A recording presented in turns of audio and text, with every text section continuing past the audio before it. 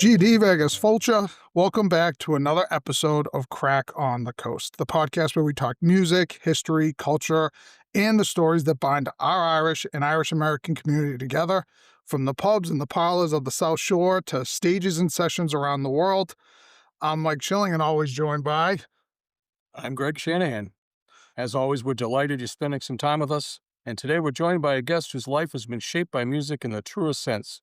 He's a singer, songwriter, multi-instrumentalist, and one of the greatest Irish storytellers in Irish American folk history.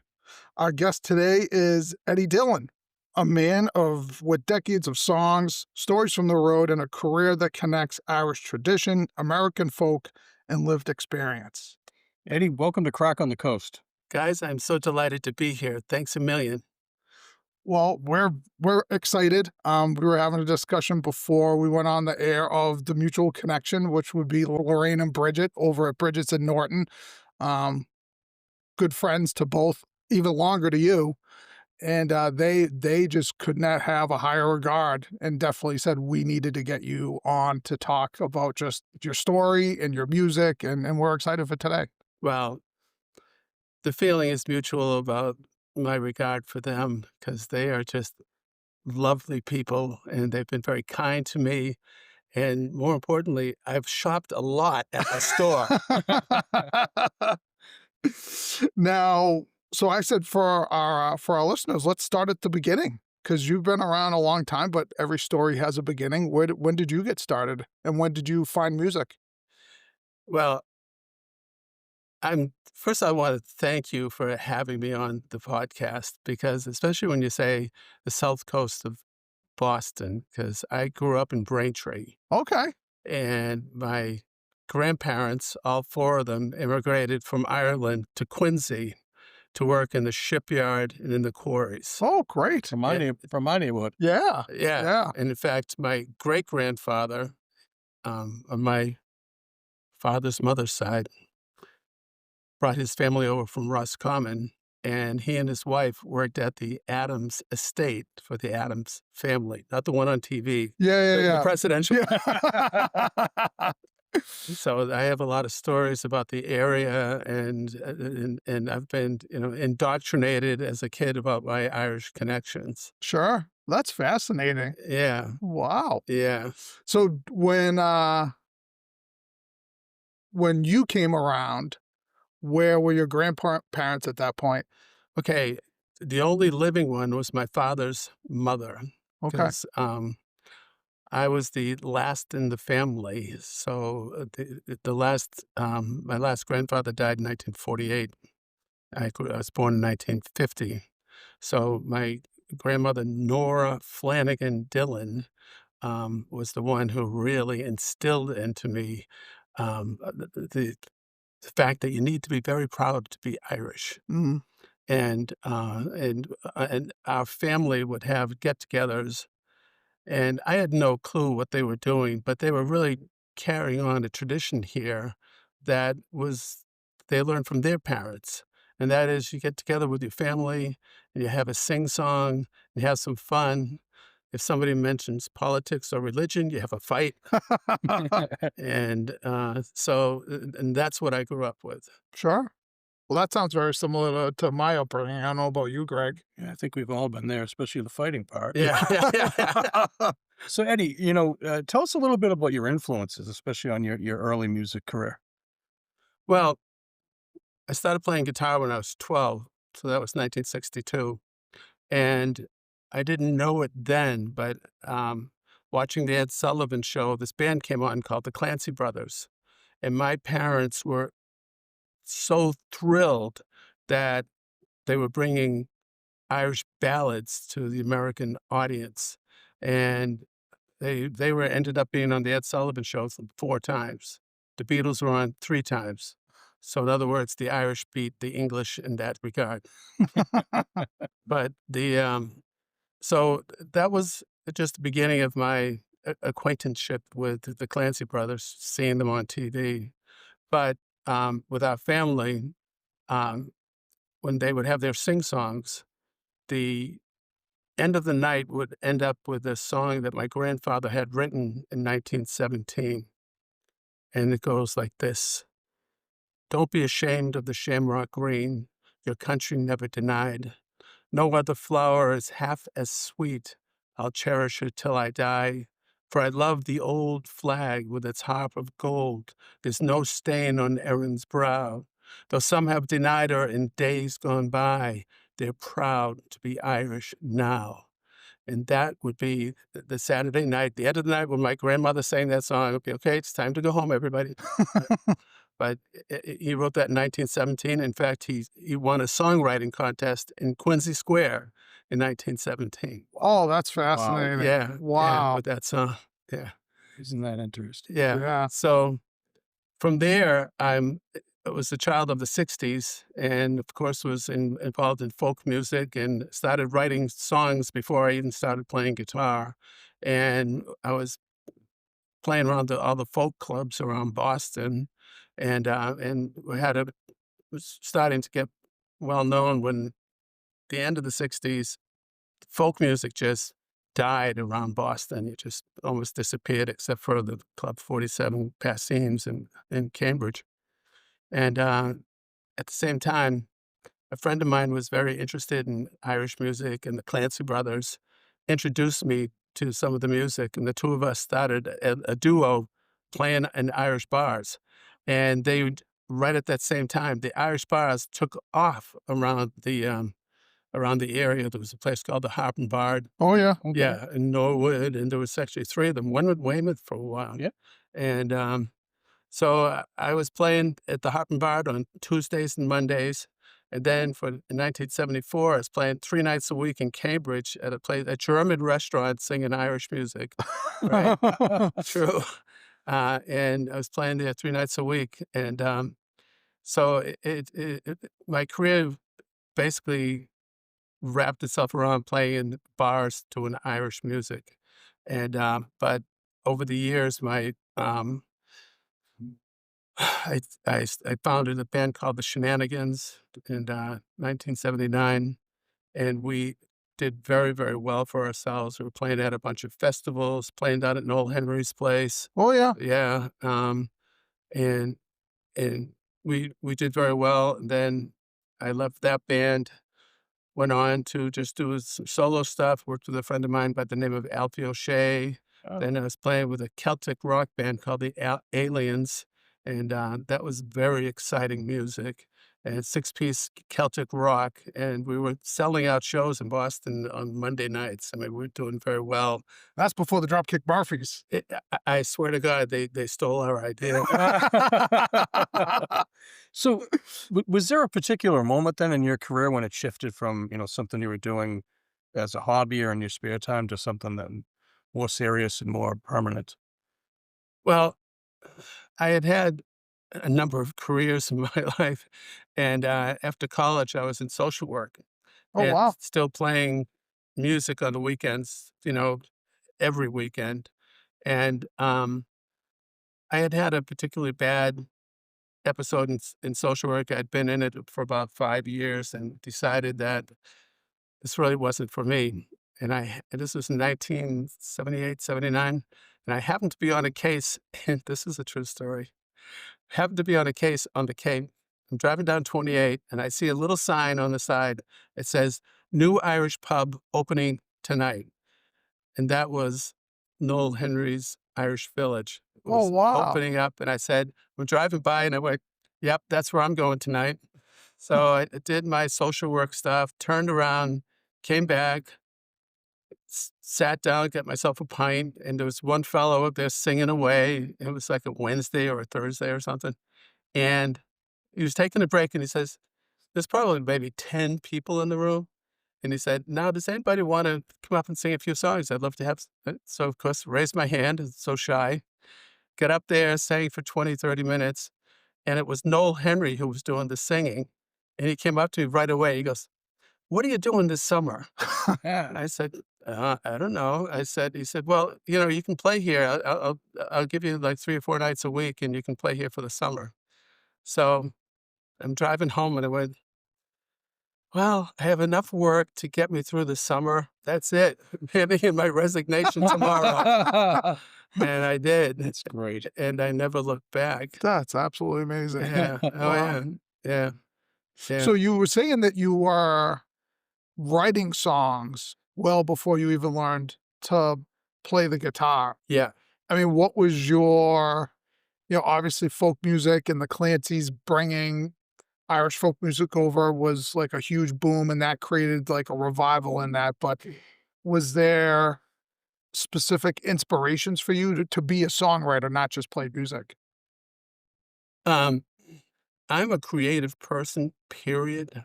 I create. I've written 2 novels. I've written an autobiography. I've written several hundred poems. I've written 630 songs. So I'm just creative in general. I'm also a carpenter, and I anything that I can take nothingness and make it into somethingness is what I do. And it doesn't mean any of it is great, but it's what I do, and I'm just compelled to write song. I wrote a song this morning. I was gonna say, if you're that creative, like it just must be like your brain must just be running 24 hours a day. Yeah, yeah, and I mean, I've actually dreamt songs. I mean, I could show you on my phone where I get up at 3 in the morning and I'm singing into my phone, and then I have to decipher it the next day. But it's all about being creative, and with music, I was begging my parents to let me learn how to play piano, but because my older sisters they had bought an old they had bought a piano for my older sisters who found boys and the piano just so my mother got rid of it. And when I asked for a piano, she just said, "No, you're gonna find girls and you'll never play it." But as soon as I got a guitar, I just never looked back. So I meant to ask earlier, I mean, how many instruments do you play? Um, well, And I'm it's also gonna between ask you in what order you learn them. Yeah, yeah, yeah. I play, basically, the guitar is my main instrument, but when I played with the Shenanigans for, gosh, 6 years, nobody knew I played the guitar. I played the mandolin and the banjo on stage, Wow. five-string banjo, and, I'm okay at those, at the, I can hold my own, but I wouldn't call myself a great banjo player or a great mandolin player. I mean, I have an instrumental CD out of all guitar pieces, Yeah.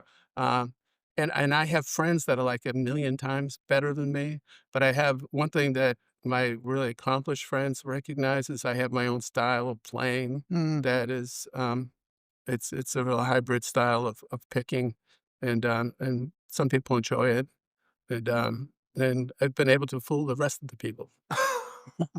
So, I mean, Irish music seems like it's been a central part of your life, and you're not from Ireland. So, I mean, talk to us a little bit more about how that tradition found you, and how you kind of made that really such a big piece of your artistry. Yeah, we had one. My great uncle Peter was the only one in the family that had come over here and still was as Irish as like the day he was born in Ireland.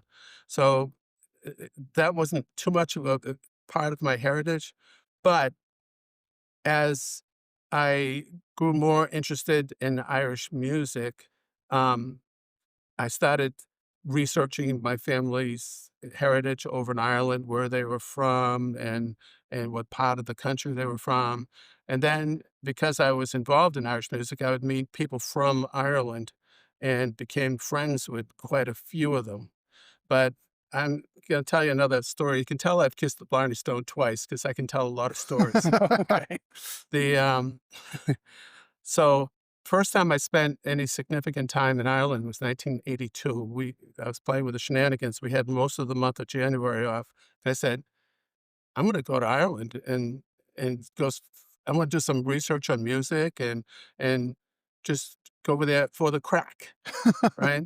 And, so I get over to Ireland, and I'm walking through Dublin Airport. I came into Dublin for some reason, and I'm walking through the airport, and I hear Ed Dillon report to information, and I panicked. I mean, my heart was racing. I'm like, "Oh my god, someone died. This is it. How am I gonna get home? How am I gonna pay for it?" And I'm standing in line at the information kiosk, And the fellow taps me on the shoulder. He goes, and I had my guitar with me. He goes, "Are you Ed Dillon?" I said, "Yes." He goes, "Come with me." I'm like, "Oh God." He starts walking out of the airport into the parking lot. I'm going, "Something's wrong here." And he's talking to me. He starts asking me about some Irish friends around the New Bedford area that are friends of mine.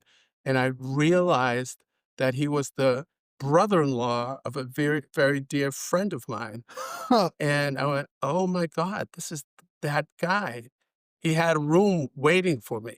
Oh, wow. She had called him and said, "He's coming in on flight, blah, blah, blah, blah, blah."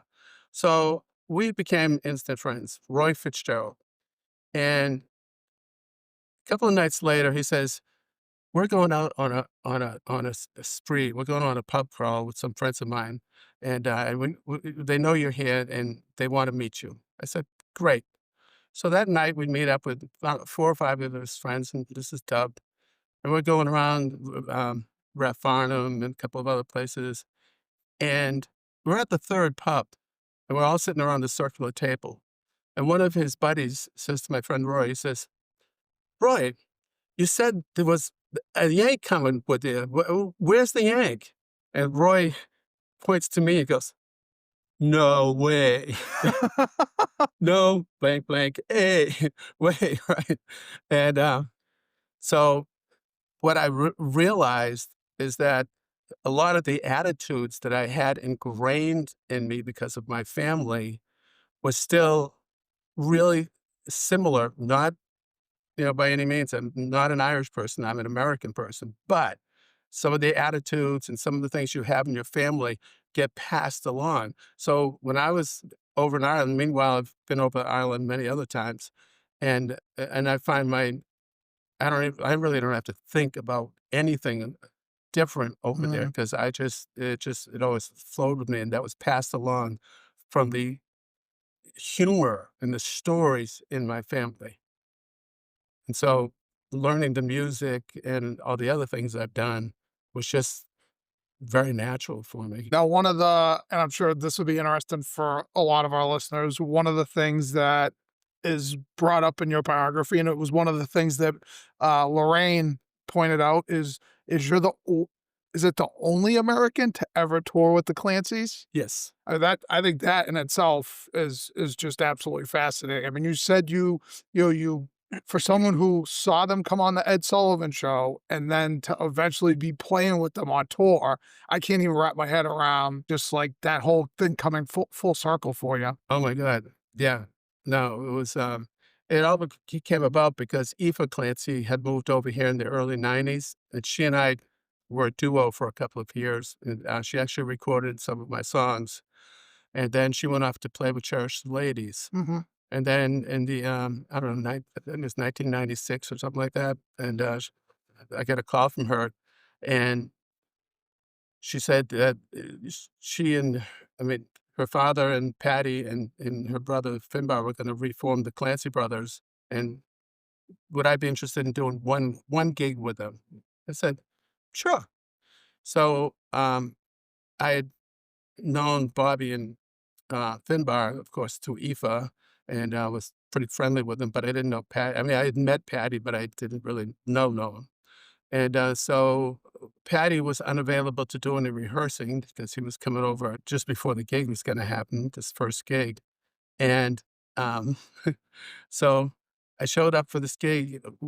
Actually, I drove Bobby and Finbar out to Binghamton, New York.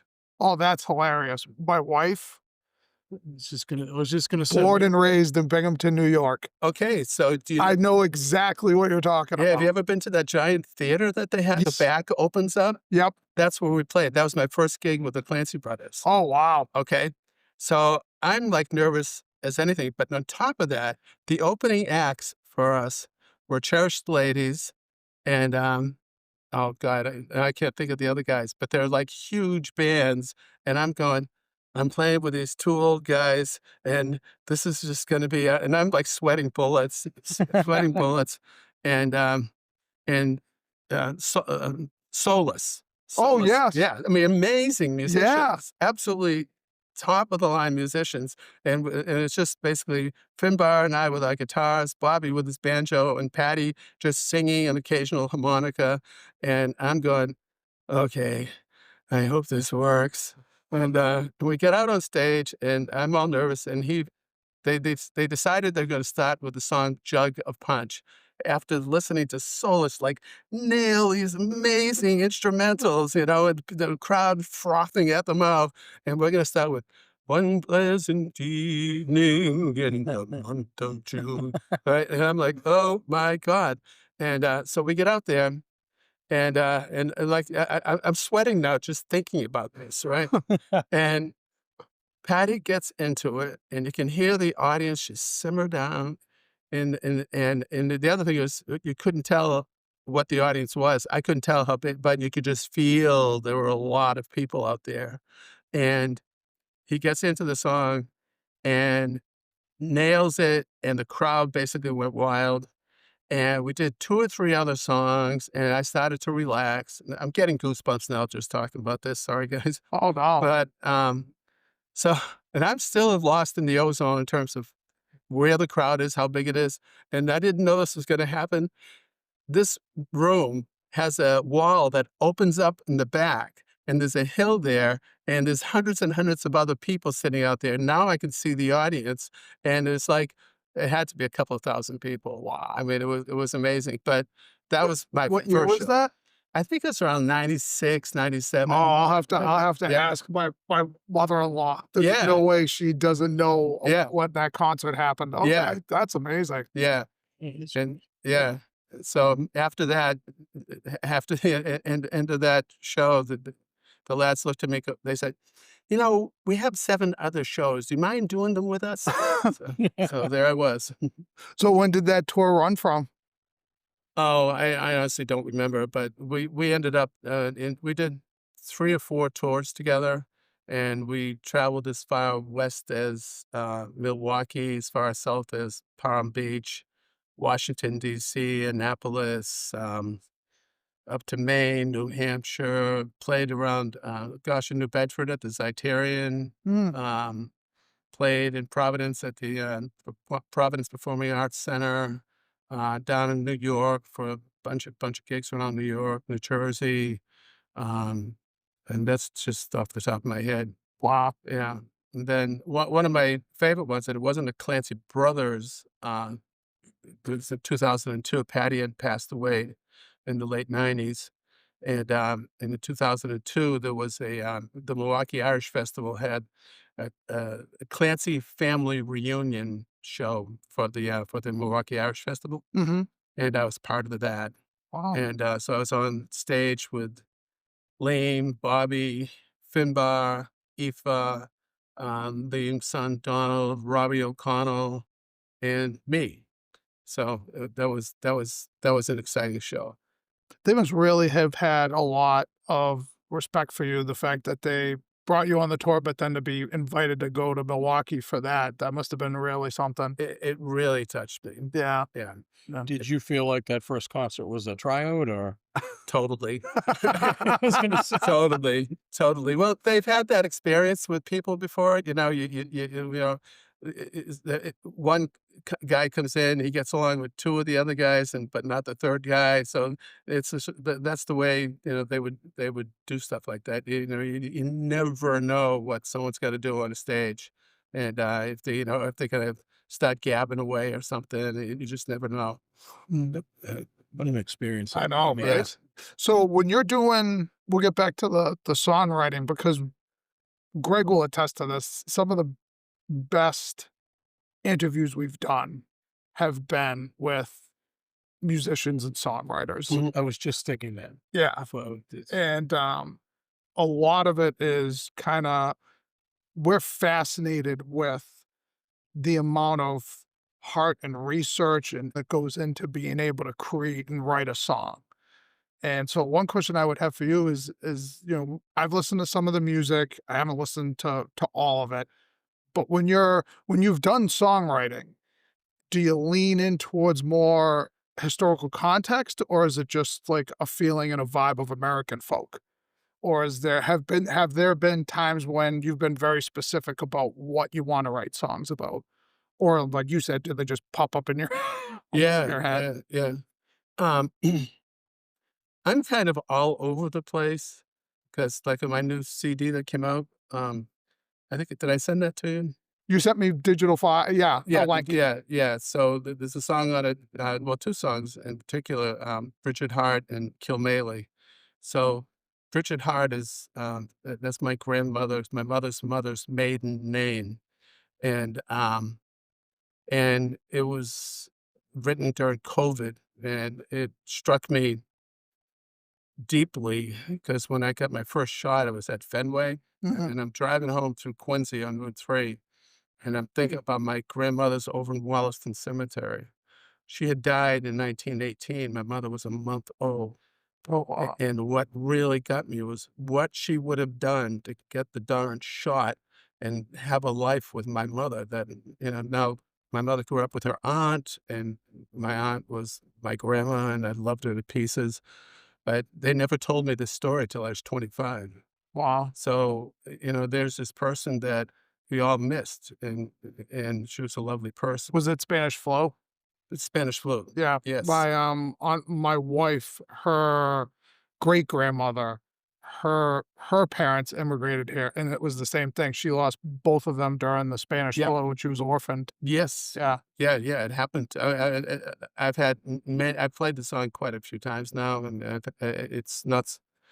Doesn't surprise me at the end of a show, someone will come up and thank me and say Mhm. what you just said, Yeah. you know. But so I got into on this particular song, I really dug deeper into so, some of the things that she would have experienced over in Ireland. I didn't have to do that much research because I had been doing my research my whole life. Sure. And so things like, the Currachs and going on the Ren and just things like that are just, stuff that I know about from being over there. And, but then Kilmaley is actually written, did you know Tommy McGann by any chance? No. He owned the Irish Embassy pub down in Falmouth and the Irish Embassy pub in Boston, McGann's pub on Portland Street. Who are you talking? Yeah, and he was a dear friend of mine. He was killed in an auto accident over in Clare in 1997, and he was one of my best friends. And that song is really about his family. Mm. And so there's instances where I take very specific things and turn it into art. And then there's times when you know, I'll write a song that's just, it's what Bob Dylan called Joan Baez's music, hotel art. Okay. And some of my songs are just sort of, the melody is what I'm interested in, and the words just flow along with the melody, and I don't mind, Right. you know? I think that, and I've written in all genres, from jazz to blues to folk to protest songs to rock, I mean, you name it. But again, it all goes back to creativity. Sure. Am I gonna hold anything back, because I'm an Irish folk musician? Or, can I write I mean, I have a musical that I wrote, and, called Rise, and that's just filled with big songs and some humorous songs, and it's all over the place. But, and actually, with Bridget Hart, this is an aside, Uh, I've actually I'm about to release a video that I created using AI. oh, wow. Yeah, and I think it's pretty amazing. Well, I'll look Very forward to cool. seeing that. That Yeah. sounds That's Yeah, fantastic. very cool. yeah, I'll send you a copy of it before it comes out. Yeah. Yeah, I'd be glad to. The expanse of the repertoire is amazing. I Yeah, mean, that's something that you can do or not put yourself into one tiny genre, you know? yeah, well, yeah, I think, you know, I mean, I call myself a songwriter because that's what people understand, but I consider myself more of a composer, Mm, that writes lyrics as well. Because I do have, I don't have that many instrumentals, but I have, some that are pretty nice. And, but it's all, again, it's all about creativity and just, and follow your muse, sure. please. I think everybody should follow the muse. Oh, yeah. No, I agree with that. Mm. One thing that I've always talked about here in Plymouth is that I have, two young kids, 12 and 9, and they're both creative. And the resources, we're very lucky in the town of Plymouth, the resources we have for their outlets. Like, my son's in band. He's going to be doing marching band, but he also has gig band where it's more of like a, what you would think of. Wow. It is important. It's important. You can't stymie creativity. Y Well, you shouldn't stymie Right. creativity 'cause Right. I saw it, thinking of the people that I knew in high school that, yeah, I thought had a lot to offer, and some of them, once they got out of high school, out of college, and just stopped playing their instruments and just left it all behind, Uh, and you can end up with a lifetime of the sea of regret, yeah. you know? I mean, I'm glad the conversation turned like this because one of the things that thinking back on all the musicians, Dave Try and Derek Warfield, who we've interviewed in the past, that I wish I asked this question of those guys is, what advice would you give an aspiring songwriter or a composer who, is just starting out and based on your years of experience? Have my parents and my sisters who my sisters encouraged me to write poetry when I was 5 and 6 years old, and my parents didn't think I'd ever stick with the guitar because I probably should have been in special needs, and I say that respectfully, Uh-huh.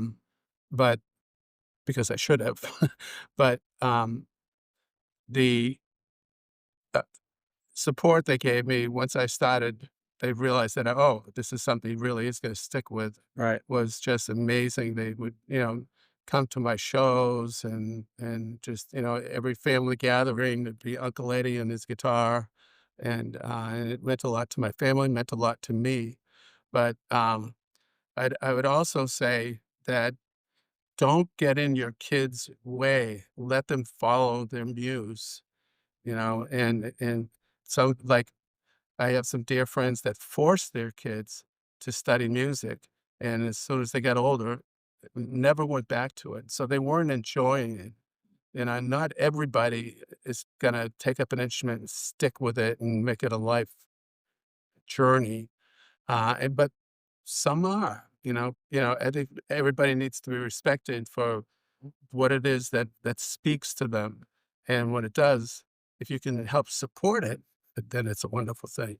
Yeah, I mean, That's the awesome. level of creativity, I never, I can't begin to fathom because I have none myself. But I always do wonder, what the genesis of it was, and I feel badly for, as Michael said, there are towns with more resources than others, and Mm, some people are lucky to have a great family or not, and always feel for the young people who want to start out and they just don't have any direction. So I think Yeah. that's a question worth asking anybody, oh, especially yeah. someone with as much success Yeah. as you've had.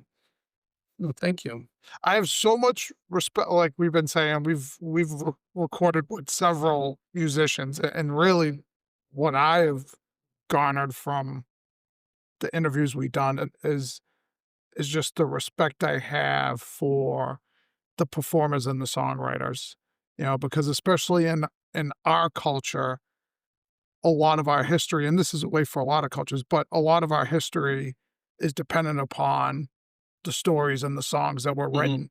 We wouldn't probably know as much of our history as we do if it wasn't for that. Right. Absolutely. So just being able to have not just historical, but have current, peers that can keep sharing that and pass that initiative on to a younger generation. I think that's so important. So important. No, Hugely, absolutely.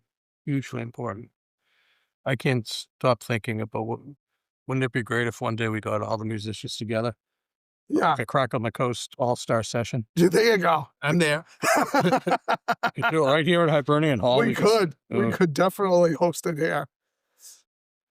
So I got to tell you about one more influence, and this is even before the Clancy Brothers, sure. like 1993 or so. I was working a job in sales because I couldn't make enough money as a musician on my own at this point. And so I'm in sales, and I was getting very discouraged. And I mean, I was still playing, but I was actually honestly at the point where I was just gonna like, okay, just sell the guitar and just stop kidding yourself. I was really discouraged. And I got a call from a friend of mine. His name was Eugene Byrne. Eugene used to play a lot at the Black Rose, and from New Hampshire, and he used to back up Tommy Makem when Tommy was on his own. And Eugene called me up and said, "What are you doing next weekend?" I said, "Nothing." He goes, "I have a gig with Tommy Makem down in Long Island. I can't make it. Can you fill in with him?" Oh, wow. And I said, well, after I stopped gathered myself together, of course. So the next phone call was Tommy Makem, and I met Tommy that Thursday. No, that went Friday morning, and we flew down to I forget where we flew into, someplace around New York City, and went out to Long Island, and we played at some high school there, and spent the whole time chatting with Tommy about songwriting. And I had brought a tape with my songs. And of course, back then, everybody had cassette tape recorders. And Tommy listened to my songs on the way down and on the way back in the airplane and gave me some pointers. Oh, wow. And then this is the best part of the whole thing. He had a pub in in Manhattan on 62nd Street, and called the Irish Pavilion. And he said, We'll go to the pub." And we had a hotel like 2 blocks away. So we went to the pub. Of course, Tommy didn't drink, but I sure did. And so we walked in the side door. The side door happens to open up where there's stages. And playing on the stage was Patsy Whalen, the Oh, violinist. wow. And I forget the other fellow that was with him. And Patsy sees me with Tommy with my guitar, and he almost like he gave me like the big eye, right? And he goes, he finally takes a break, and I'm sitting by myself, and Tommy's off chatting with somebody, and Patsy comes up to me, and he goes, and I won't use the word that he said, but he said something like, "Dylan, you're like doo-doo. You're everywhere." And I came home so charged up that it regenerated my belief in songwriting and in music and being able to carry on. And then the next thing I knew, I was up for the Clancy Brothers. Wow. Jeez. Talk about what you can't hear something like that and think it's by accident, right? It makes me nervous just hearing that story. I might have a nightmare later on. But I mean, your level of confidence in your own artistry even back then, must have just been through the roof. Well, I've had a lot of I haven't had any hits really, but I've had like Aoife Clancy recorded 3 of my songs. A band in Dublin named Barleycorn, they recorded one of my songs. And do you know Seamus Kennedy? By any chance? Yeah, he's from Belfast, but lives around Washington D.C. and very well known. I mean, he plays nationally, and he's recorded 1 or 2 of my songs. One of my songs has become an Irish folk song. I wrote this parody of Molly Malone called Juanita Suarez. Oh, I've heard that song. I wrote that song. Oh, That's your get song? out of here. Yeah. Oh, wow. Yeah, yeah. That's unreal. That's what I'm saying, It's just like, oh, yeah, oh, that's my song. Yeah, right, buddy. Wow. Yeah, yeah. So what? I mean, we asked this question of Derek Warfield too. You've done it for so long. You obviously are inspired to keep creating. That is obviously that's a candle that'll never die out for you. What's next though? What do you have anything like to like kind of keep like the carrot in front of the cart, like that keeps you moving? That is there something that you wanna achieve or be able to say you accomplished? Well, when I send you the video of Pritchard Hart, Yeah, you're gonna see where I'm going, nice. okay? Because I'm pretty accomplished as a studio engineer. I mean, I wouldn't like go hire myself out some big studio in Boston or something, but I'm pretty good at it. And so I got into Adobe Premiere, and then I took a 20-hour course on ChatGPT. I took some other courses on how to make AI into video, and then I went at it, and I just really started this in October, and I've got the finished product almost there, and I'm very excited about it, and I'm going to be doing all of my songs with videos. Nice. That's my next goal. I also need to be doing some more recording of some new songs that I've written, and but we'll get into that in the winter. And but I got to keep the I think for marketing purposes, your songs these days have to have videos.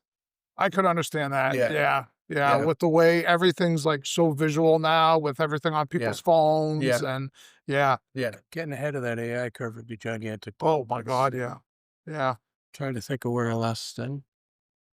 Well, if there's anybody who's doing it for themselves, so No, not like that. that's even better. Yeah. Yeah, yeah. Oh, that's No, fascinating. yeah. It's I've made it one of my hobbies is learning. And I learn just to learn, and I keep myself really busy. I've been studying French for 5 years now. So, and it's just like I do it every single day on Duolingo, like millions of other people. You know, you say that, and a lot of people we saw the Consul General of Ireland of Boston, and she was telling us about how a couple of the other consulates and embassies, that's what they use to get their people familiar with a language. Yeah. So I believe in that. I feel bad. My son, I hope no one at Plymouth Public Schools is listening to this, but my son's taking French right now. And, you know, it's the same way language is taught in public schools as it was when I learned Right, it's brutal. 25 years ago. And I made the comment, I'm like, "Man," I'm like, "You think they would just, like, sit all the kids and hand them, like, Duolingo and turn it into, like, a game, Yeah, and they would be so much more and, you know, they'd be so much more interactive with it, yeah, you know? yeah, It's just I mean, even, like, the Irish language, my cousins over in Ireland, they all say the same thing. We were taught it in school, but none of us use it now yeah, because yeah, of the way it was taught, yeah, you yeah. know? Most of So my Irish friends, the same thing. yeah, yeah, so I think that's like you said, like, being able to use technology now to enhance creativity and enhance learning, Hmm. that it makes so much sense to take advantage of that. Yeah, Yeah, yeah. yeah. Hey, can I mention a couple of gigs? Is that okay? Oh, no, Yes. definitely. Yeah, because I'm playing right here in Plymouth on, the Sunday before St. Patrick's Day, Oh, awesome. Where? at the Plymouth Bay Winery on Water Street. Oh, yeah. Yeah, I'm playing there 4 to 6 with Aoife.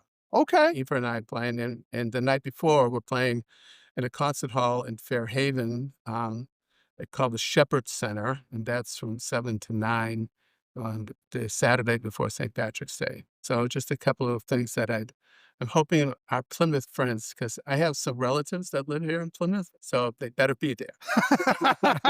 No, we'll push that out, yeah. Thank you. Yeah, the Yeah. Plymouth Winery, I'll have to Yeah. we'll take note of that, and we'll Yeah. push it out the closer it comes. Yeah. Well, if you know somebody who thinks you think would really like to go, tell them soon because the tickets are going to start online in the next couple of days. There's only 45 seats in that place. Oh, wow, small venue Yeah. too. We Okay, played there last year and it was just wonderful. gotcha. What was the date again? It's the Sunday before, so it's 1760, the 15th. The 15th? Yeah. Okay. Yeah.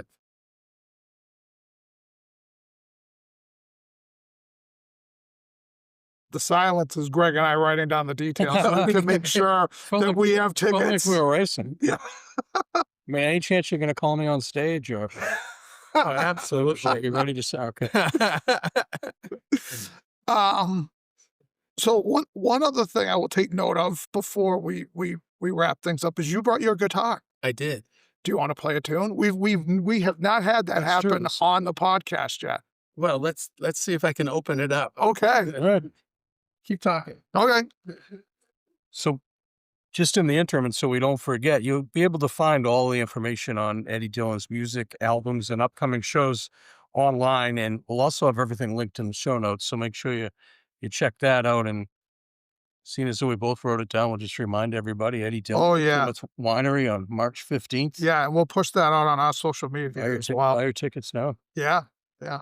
And for anyone You got who's you got also the case open. Oh wow, that was fast. Oh, thank you, sir. Thanks, Ed. So this is the new album. It's a new album, and that's got Richard Hart on it and Kilmaley. Okay. So for our listeners, it's All for a Song is the name of the album. And they can go to eddiedillon.com. Perfect. And again, like Greg said, we'll put all links to all that information in the show notes for the episode. And here we go. First time on Craic on the Coast. We got a live song. Play just a little. This is an instrumental piece I used to do with the Clancy Brothers. Every show they like this tune, so I'll just do the short version of it.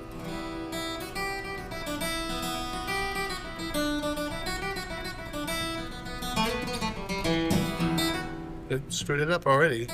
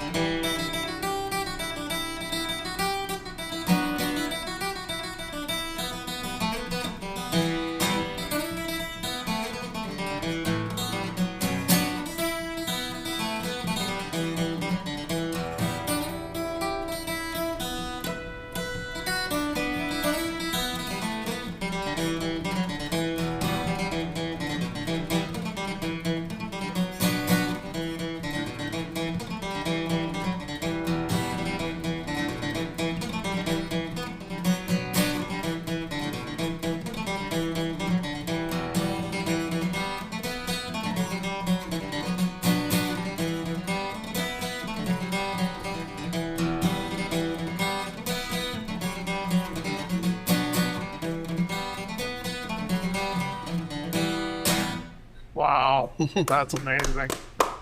You know, it's funny you listen to that and the idea that Irish music was the influence for American music, such as bluegrass. Oh, absolutely. It's just it's fascinating how much, I guess, and I don't want to sound partial, but how much Irish influence had on this country in so many different facets. Oh, without any question. Yeah, that was amazing. Thank you, Eddie. Thank you, Bill.